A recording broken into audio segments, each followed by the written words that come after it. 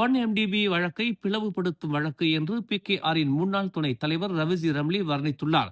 மேலும் இந்த சர்ச்சை மலேசியர்களை பிளவுபடுத்தி உள்ளது என்றும் கூறினார்.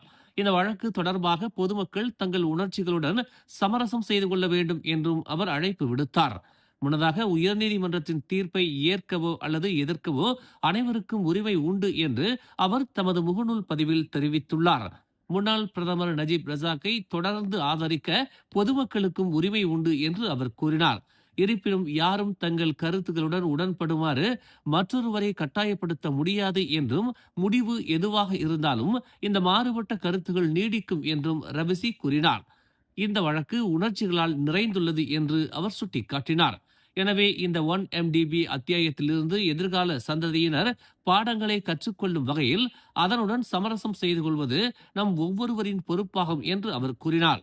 அதிகார துஷ்பிரயோகம் மற்றும் பண மோசடி ஆகிய 25 குற்றச்சாட்டுகளிலும் நஜீப் குற்றவாளி என உயர்நீதிமன்றம் தீர்ப்பளித்ததை அடுத்து ரபிசி இவ்வாறு பதிவிட்டுள்ளார். மேலும் செய்திகளை தெரிந்து கொள்ள தமிழ் மலர் இணையதளம், தமிழ் மலர் செயலி மற்றும் மலர் டிவி யூடியூப் சேனலை வலம் வாருங்கள். எங்களோடு இணைந்திருக்க மலர் டிவியை பதிவு செய்து கொள்ளுங்கள். உறவுகள் மகிழ்ந்திட விருப்பம் மற்றும் பகிர்வு சேவையை சொடுக்கிடுங்கள்.